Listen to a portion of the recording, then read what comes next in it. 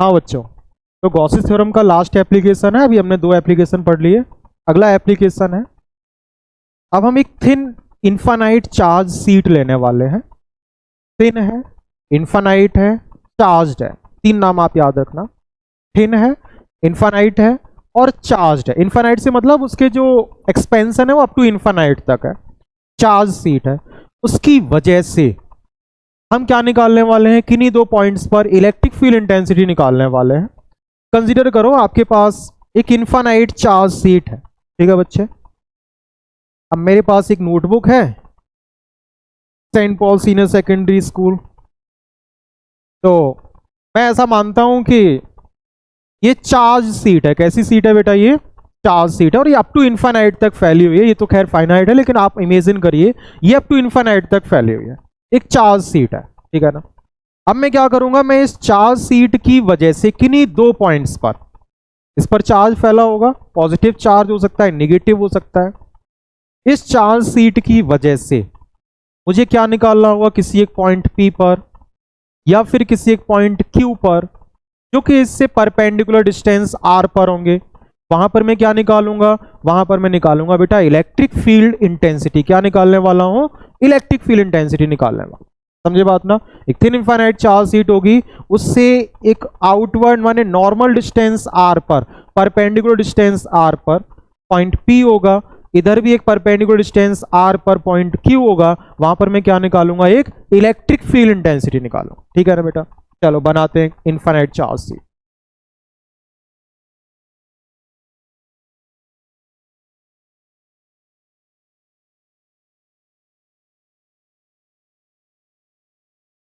ठीक है बेटा, मैंने एक चार्ज सीट ये बना दी। इसमें मैं चार्ज स्प्रेड कर दे रहा हूं, यूनिफॉर्मली चार्ज है।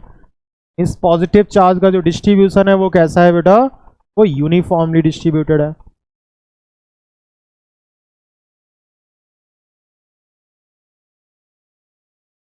Uniformly charge distributed.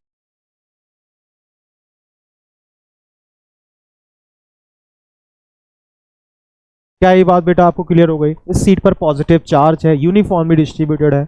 मैं 2 पॉइंट लेता हूँ। ये सीट जो रखी हुई ना बेटा, मैंने इसीलिए आपको ये नोटबुक दिखाई थी। इस सीट को आप ऐसा कंसीडर करिए कि कुछ इस तरीके से रखी हुई है। समझे बात ना। ये सीट कैसे रखी हुई है, ऐसे ऐसे नहीं रखी हुई है, सीट कुछ यूं रखी हुई है।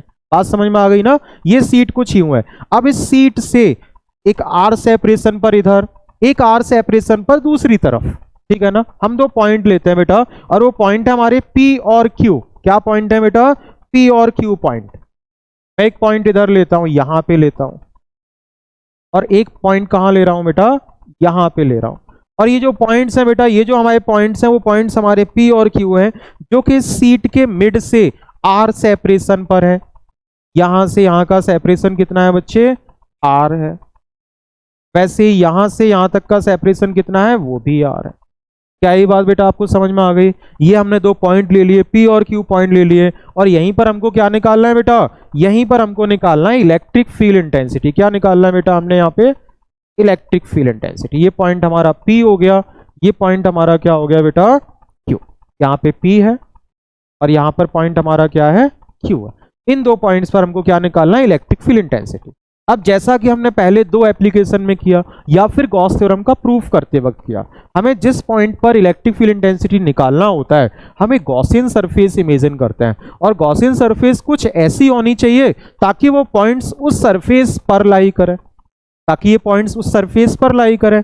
जरा यहां देखो, उस गॉसियन सरफेस का नेचर क्या होगा, चार्ज सीट इस तरीके से है। अगर मैं एक सिलिंड्रिकल सरफेस मान लेता हूं, अगर मैं क्या मान लूं, एक सिलिंड्रिकल सरफेस मान लूं, जिस सिलिंड्रिकल सरफेस के दोनों बेसिस पर ये P और Q पॉइंट लाई करें, दोनों बेसिस पर क्या करें, P और Q पॉइंट लाई करें। बाकी और कोई सरफेस, और सिलिंड्रिकल सरफेस में इमेजिन करता हूं, सिलिंड्रिकल सरफेस होगी एक इस तरीके से, और वो सिलिंड्रिकल सरफेस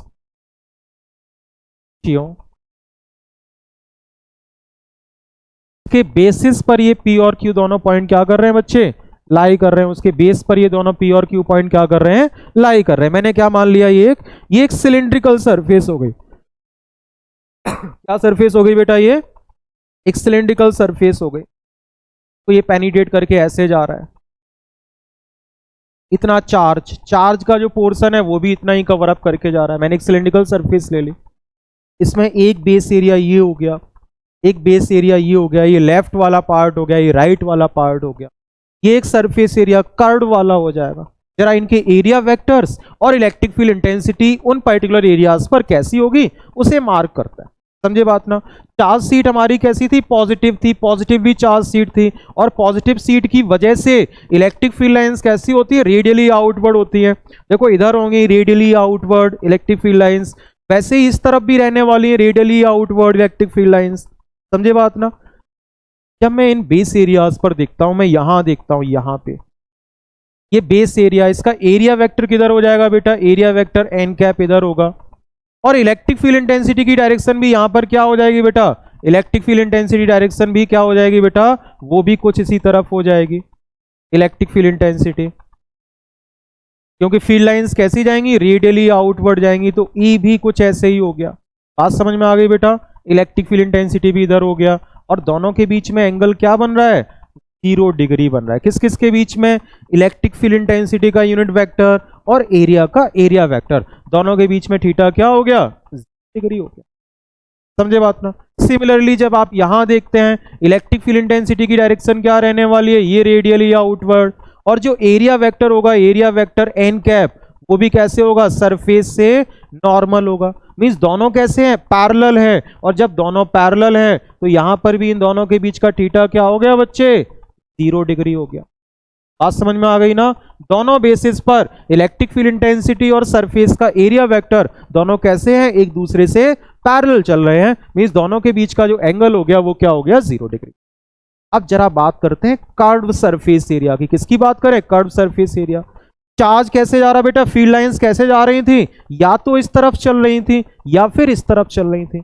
और कर्व सरफेस का एरिया वेक्टर कैसा होगा, अपवर्ड होगा, डाउनवर्ड होगा। समझे बात ना। कर्व सरफेस एरिया पर जो एरिया वेक्टर है एन कैप, वो कैसा हो गया, ये हो गया। हम यहां बनाए तो भी एरिया वेक्टर कैसा हो गया बेटा, एन कैप, ये हो गया। यहां बनाते हैं तो भी एरिया वेक्टर क्या हो गया, एन कैप, ये हो गया। यहां बनाते हैं तो भी एरिया वेक्टर एन कैप क्या हो गया, कुछ ऐसे हो गया। लेकिन आप किसी भी पॉइंट पर देखो, जो इलेक्ट्रिक फील्ड इंटेंसिटी की डायरेक्शन होगी, जैसे यहां देखते हैं इलेक्ट्रिक फील्ड इंटेंसिटी कैसा रहने वाला है, ये रहने वाला है। यहां देखते हैं इलेक्ट्रिक फील्ड इंटेंसिटी कैसा रहने वाला है बेटा, ये रहने वाला है। सभी केसेस में जो थीटा होगा ड्यू टू कर्व्ड सरफेस, किस किस के बीच में, इलेक्ट्रिक फील्ड इंटेंसिटी और एरिया वेक्टर के बीच में, वो हमारा क्या हो गया, 90 डिग्री हो। क्या हो गया, 90 डिग्री हो गया। क्या इतनी बात समझ में आ गई। अगर आपको ये बात समझ में आ गई, अब आप नेट फ्लक्स निकाल सकते हैं। नेट फ्लक्स नहीं है, नेट फ्लक्स। समझे बात ना। Total electric flux, total electric flux आप निकाल सकते हैं। तो टोटल इलेक्ट्रिक फ्लक्स अगर हम पूरे सिलेंडर की वजह से देखते हैं, पूरे सिलेंडर की वजह से देखते हैं, टोटल इलेक्ट्रिक फ्लक्स निकालते हैं। Surface integral of EDS. समझे बात ना बच्चे, सरफेस इंटीग्रल ऑफ ईडीएस, इसको हम स्प्लिट कर लेते हैं, जैसे हमने कैसे किया बेटा, जैसे हमने पहली वाली एप्लीकेशन में किया था, 3 पार्ट में स्प्लिट करते हैं। पहला, flux due to left EDS.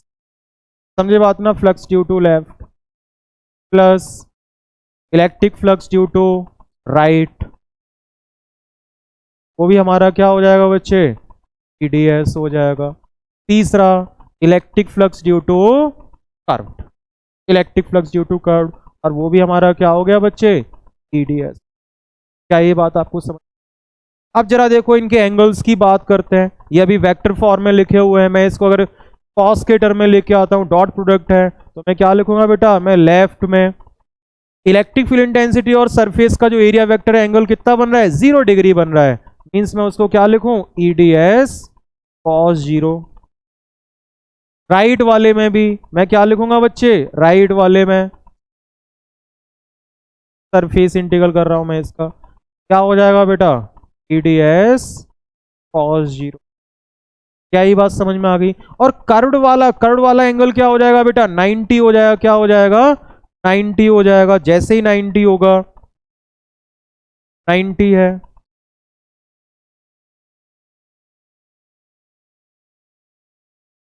Plus मैं अगर कर्व की बात करता हूं, कर्व, ये क्या हो जाएगा बच्चे, ये हो जाएगा ईडीएस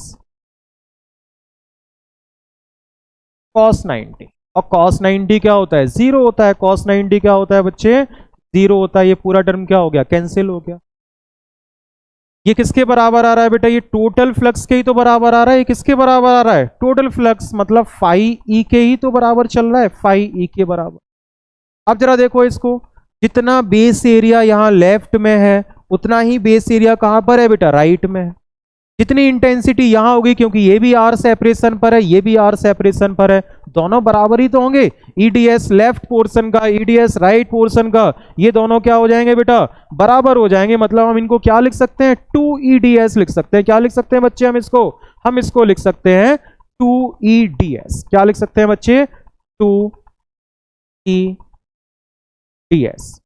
उसको हम क्या कर लें, उसको हम इंटीग्रेट कर लेते हैं DS। समझे बात ना, हम उसको क्या कर लेते हैं बेटा, इंटीग्रेट कर लेते हैं। अब मैं ऐसा मानता हूं कि ये जो सरफेस एरिया है, ये सरफेस एरिया S था। क्या था बेटा, S था। वैसे यहां पर भी सरफेस एरिया क्या है, S। समझे बात ना। तो DS को इंटीग्रेट करके हमको क्या मिलेगा, सिर्फ और सिर्फ 2ES ही तो मिल जाएगा। मैं यहाँ पे फॉर्मूला नहीं लगा पा रहा हूं, क्योंकि मैंने यहाँ कोई रेडियस वगैरह आर वगैरह कंसीडर नहीं किया है।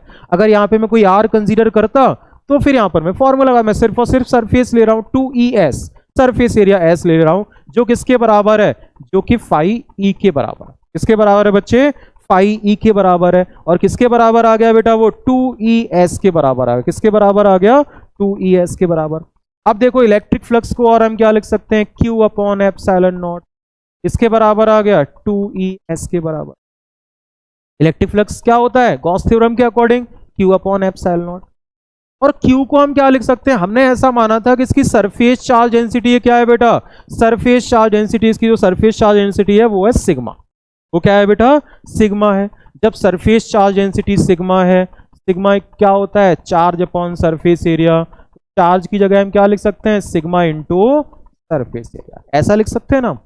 Q की जगह क्या लिख सकते हैं, सिग्मा इंटू सरफेस एरिया। तो अगर हम Q की जगह क्या लिख दें, Q की जगह अगर हम लिख देते हैं sigma upon surface, sorry sigma into surface area, sigma surface area Q की जगह लिख दिया, अपॉन ε0 है, इक्वल किसके बराबर हो गया, 2ES के बराबर। अब देखो सरफेस से सरफेस कैंसिल आउट हो जाएगा। हमको क्या निकालना था, हमको निकालना था इलेक्ट्रिक फील्ड इंटेंसिटी। क्या निकालना था बेटा, हमें इलेक्ट्रिक फील्ड इंटेंसिटी ही तो निकालना था। इलेक्ट्रिक फील्ड इंटेंसिटी के टर्म में ये फॉर्मूला चेंज कर लो, ये क्या हो जाएगा बेटा, सिग्मा अपॉन 2ε0 निकल के आ जाएगा बच्चे, सिग्मा अपॉन 2ε0। यही हमारा रिक्वायर्ड एक्सप्रेशन है। जो इलेक्ट्रिक फील्ड इंटेंसिटी आ रही है, इलेक्ट्रिक फील्ड इंटेंसिटी वो किसकी वजह, कितना आ गया बेटा, सिग्मा अपॉन 2ε। समझे बात ना, सिग्मा अपॉन 2ε। यहां पर ये हमारा ये वाला भी एप्लीकेशन खत्म होता है गॉस थ्योरम का।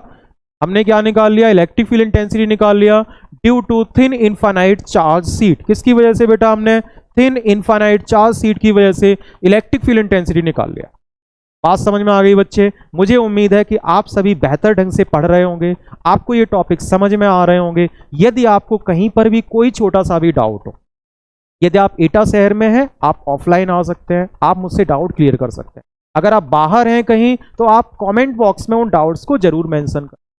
बात समझ में आ गई बच्चे, आप कमेंट करिए। अगर आपको ऐसा लगता है कि हम सर से कुछ सीख रहे हैं, आप अपने फ्रेंड सर्किल में वीडियोस को सर्कुलेट कर सकते हैं। बस हमारे लिए आपकी जो भी फीस है वो सिर्फ इतनी होगी। आप अपने फ्रेंड सर्किल में इस वीडियो को क्या कर सकते हैं बच्चे, सर्कुलेट कर सकते हैं। कोई भी डाउट हो, आगे मैं एक वीडियो बनाऊंगा, इस पूरे चैप्टर का क्या होने वाला है बेटा, वो वन शॉर्ट वीडियो होगा। इसमें सारे टॉपिक में एक बार में कवर अप करूंगा, और एनसीईआरटी के न्यूमेरिकल्स की भी वीडियो होगी। बात समझ में आ गई बेटा। तब तक के लिए मिलते हैं फिर अगली वीडियोज में।